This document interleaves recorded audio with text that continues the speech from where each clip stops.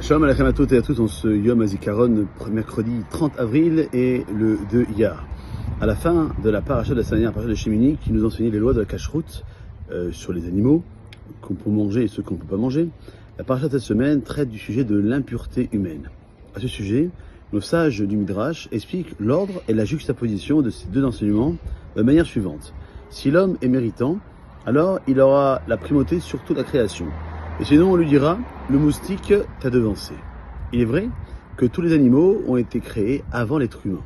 Néanmoins, pour quelle raison le Midrash cite en particulier le cas du moustique?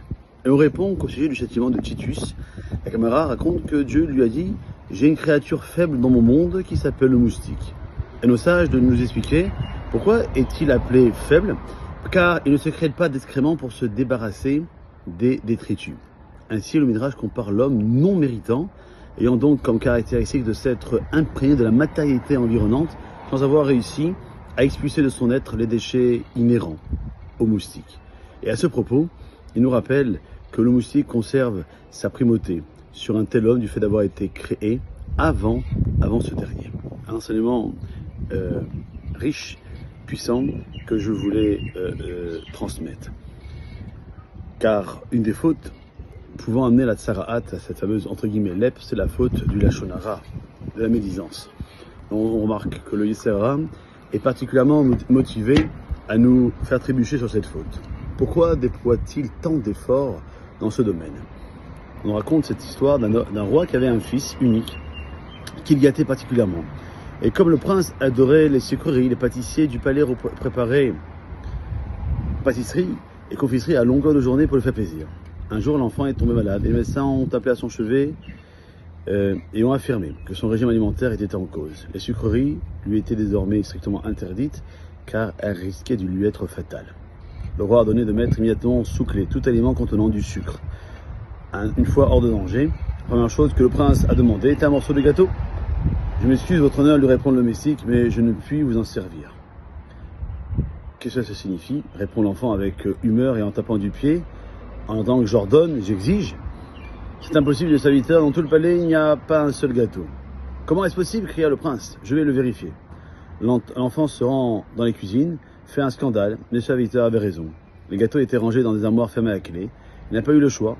Contraint et forcé à tenir son régime, il guérit.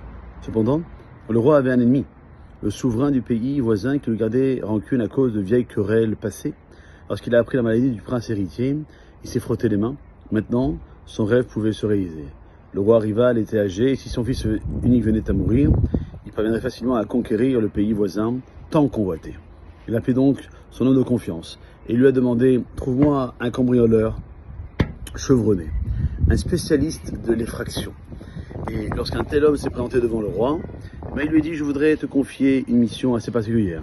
Tu devras forcer de nombreux verrous dans le palais du roi. » Alors, mais que dois-je dérober? Rien, contente-toi de briser toutes les serrures que tu verras, et je te récompenserai largement. Le cambrioleur a accepté. Le lendemain matin, il y a eu un grand tumulte dans le château. Tous les tiroirs étaient ouverts, mais rien d'important n'avait été dérobé. Alors que tout le monde était en émoi, un cri perçant retentit des cuisines. Les gens accourus ont découvert le prince étendu sans connaissance sur le sol, au milieu des gâteaux et des sucreries. Il fallait une intervention énergique pour le faire revenir à la vie. Ma chère amie, le yetzer hara, c'est que les fautes causées par la parole viennent polluer les prières, les études qui sortent également de cette bouche. Ainsi, plutôt que de s'attaquer directement à ces prières, il se contente de faire sauter les verrous et offre à notre bouche des occasions de goûter à toutes sortes de discussions malsaines. Et en s'efforçant de protéger notre parole, de notre vitalité spirituelle que l'on préserve, alors ce dont, comme nous avons dit au début de notre discours, attention à la cacheroute que l'on met entre bouche, mais aussi à ce qui sort de notre cacheroute pour savoir si c'est autorisé ou pas. Passez une bonne journée.